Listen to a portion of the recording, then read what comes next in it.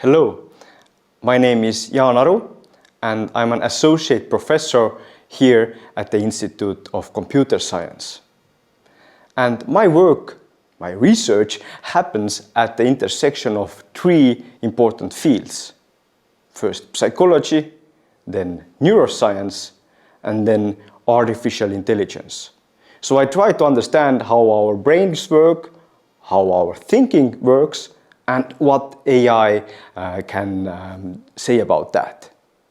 And one topic that stands at this intersection, at least for me, is the topic of creativity. Sometimes it's a bit frustrating to talk about creativity. For instance, once I was giving a talk to teachers, trying to explain to them how the school system could be more creative, when one male teacher raises the hand and he was angry at me. He said, "We have enough of these bad artists and the bad singers. What we need are electricians and software developers." And I said, yes, we do need electricians and software developers, but we want them also to be creative. And not in the sense that, you go to your software developer and say you have a problem, and they come back in 2 days and say, "Sorry, I couldn't solve it, but here's a poem." Not in that sense creative, but creative in the sense that we want our electricians, software developers, each and every one to be creative in the sense that they can come to new solutions. Because that's what creativity is about.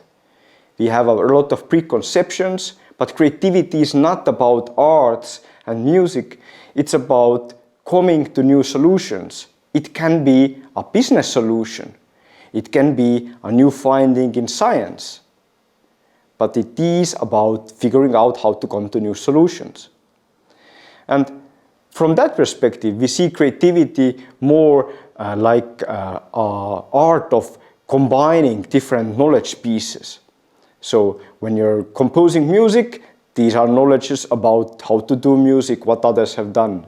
But when you're running a business, you're doing a startup, then these knowledge pieces are about what others have done, what do the people want, what is needed. And then the creative person is the one who chooses these pieces and combines them in a way that is creative and that brings about new solutions. That's what creativity is. That's what creativity is in music, arts, but also in business, academia, in every field we can consider. And now the crucial question is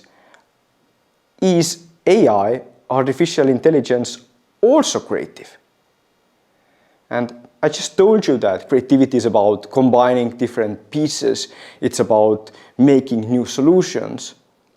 And from that perspective, AI looks creative, right? I mean, if you take ChatGPT, for example, and you give it a task, do me a rap song with the following contents: a horse, artificial intelligence, a camera, and whatever, then it can combine these pieces, make a rap song from that, right? Or the lyrics of that, at least. The same with image generation tools. They can take new inputs and generate really new content. So from that perspective, from the perspective of combining pieces and doing new stuff, these algorithms are creative. However, I'm not saying that they are as creative as humans, or I'm not saying that they are creative exactly the same way, because there's an additional process. And often this gets forgotten when people talk about AI creativity. And this process, to understand this process, let's think about this following question. Why do people create? Why does the businessman try to come up with a new solution? why does the artist want to do a new piece of art? Yes, they combine, yes, they do new solutions, but this motivation, this drive, it comes from the inside. Yes, it can be also motivated, for example, by money and fame, but let's forget about that for a moment and consider that many people, including many of you, do science or you give talks or you do something creative simply because you like that stuff. You want to do it. And this drive or this motivation, that's the so-called internal component of creativity. And that's the crucial difference because, yes, these artificial intelligence systems can generate all kinds of really cool stuff. They can generate cool content.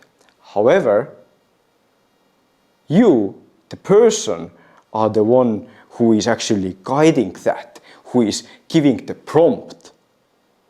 And when you're not prompting that system, then it's not that this system, say ChatGPT, is thinking on its own of how to do creative stuff. No, there's nothing inside, there's nothing at home. It doesn't feel anything, it doesn't have any internal component. It's just a tool, a very powerful tool, but it doesn't have these internal wishes to do something. Whereas for a human, this internal part is the crucial part of creativity.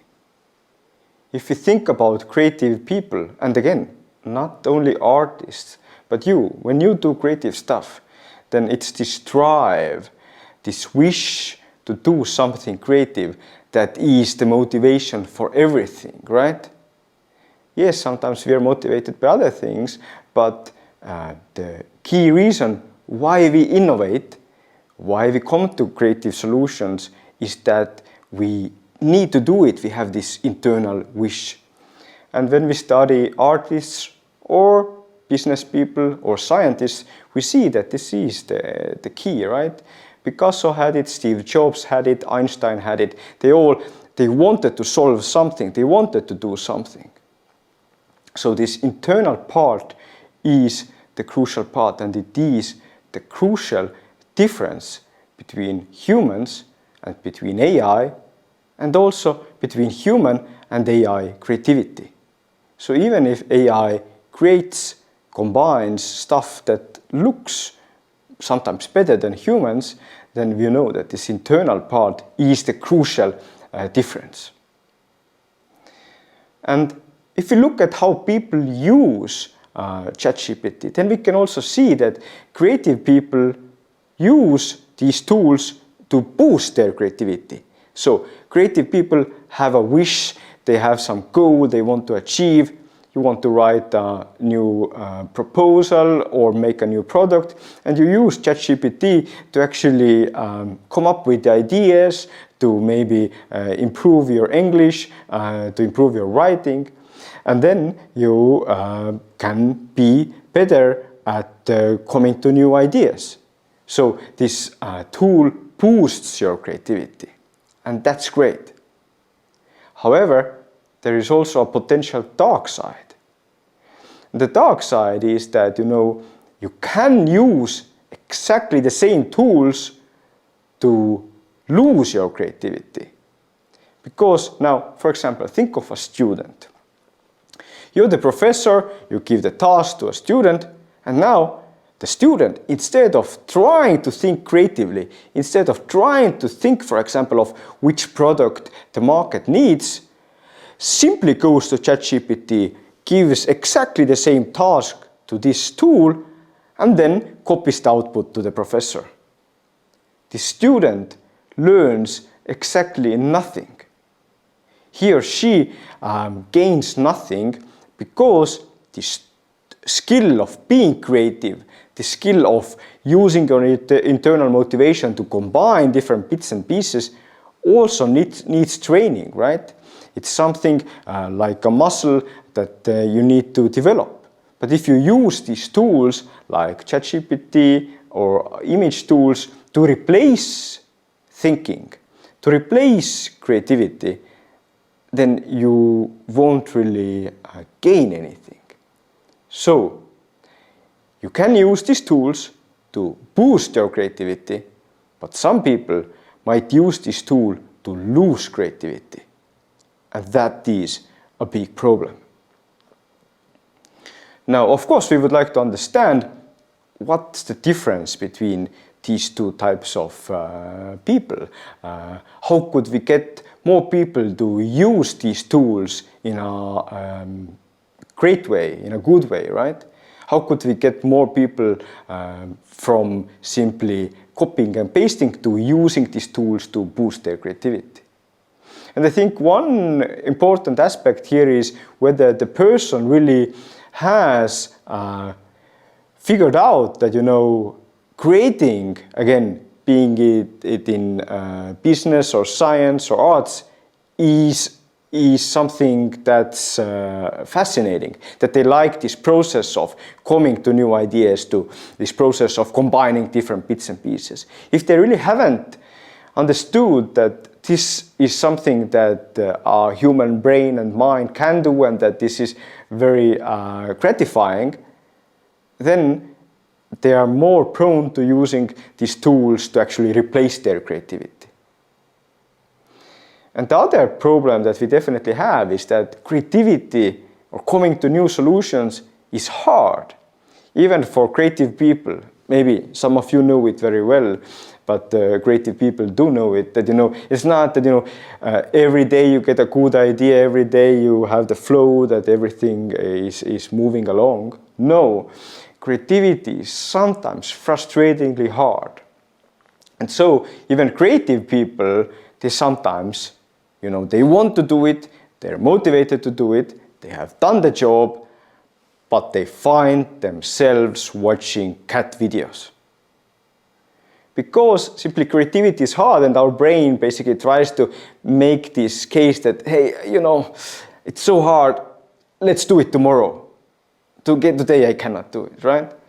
The point is that creativity is hard, and if people, for example, children, don't learn this skill, then it's very easy to start using these tools like ChatGPT to replace your thinking or creativity. Again, your teacher or professor gives you a task, you use ChatGPT, and again, you don't learn anything, you don't gain anything.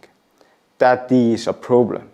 So in that sense, if a person hasn't learned anything about creativity, then these tools can suffocate creativity. And perhaps some of you, or if not some of you, but some students would ask, yeah, but if these tools can think for me, then why should I actually do it? Let's let the AI tools do it. But here, let's come back to this point I made, that this internal component is the biggest and most important difference between us and AI. So if we give more control, more thinking, more creativity to AI tools, and we don't do that ourselves anymore, then this difference between us and AI will get smaller. And not because these AI tools get smarter. Yes, they get smarter too, but the main problem might be that these tools that we have already now, like ChatGPT, they kind of bring us down. They reduce our intelligence and our creativity because many people amongst us use these tools not to boost their creativity, but to lose their creativity. So we need to do something about it. And I think one of the key things we need to work on is the education system. Not only school system, but also higher education. Because these tools, as we have seen, as I have explained to you, they can do homework. So we should explicitly reduce this type of homework that can be done by these systems. So for example, I am teaching a class on natural and artificial intelligence in this building, and last year I had several homeworks where they had to write essays. This year I removed all of these homeworks. because again, some students might do it with ChatGPT. So instead, I encourage the students that, if they want to do a course project, they could use all of these tools like ChatGPT and image generation to improve on their ideas, to do something like a small lecture. That I'm directly telling to them, use these tools to boost your creativity, and I don't give them the possibility to actually replace or lose their creativity. And we should also teach explicitly how to use these tools. Because it's very easy for me to say, or for you to say, yes, this tool is to learn new stuff and to ask questions from these systems. But it turns out our school system doesn't really teach how to ask questions. So that's why the students and the children, school children, their first intuitive response is to use these tools to actually do their homework. They don't know how to use it better. So that's something we have to work for, and that's something I do when I go to schools. Then I tell children how to use these tools by asking questions. But we should do it explicitly also in the university level. So that's important, and that's something we can do. So, to summarize, are these tools as creative as we are? Yes, to some extent. They can do this creative product, right? Text, images, etc. However, the process is not the same, because these systems, they don't have these internal wishes, this internal drive, this motivation. That's important. That's an important difference. That's a key difference we should tell to our children, to our students. That, we want them to actually do these tasks and to find this internal motivation, because that's what separates us from the AI. The second point is that, when people ask what's the effect of AI on creativity, then this effect is not black and white.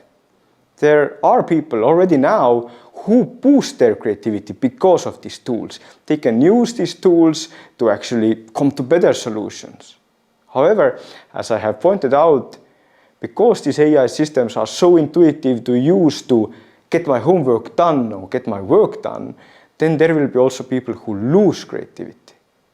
So there will be an important intellectual difference between these two types of humans, or let's call it intellectual inequality. And our task is to get more people into this group who boost their creativity. And finally, I gave some concrete ideas about how to actually then get more people to boost their creativity. Instead of simply using these tools, we should teach how to use these tools. Because the intuitive way of using these tools is not the best one. We should tell our students, our school children, our friends that you need to ask questions, that you need to be critical of these systems. You need to know that they sometimes make mistakes. And we need to take care that, yes, these systems are integrated into education, but that they wouldn't replace thinking and creativity, but rather they would be there to support human creativity. Thank you very much.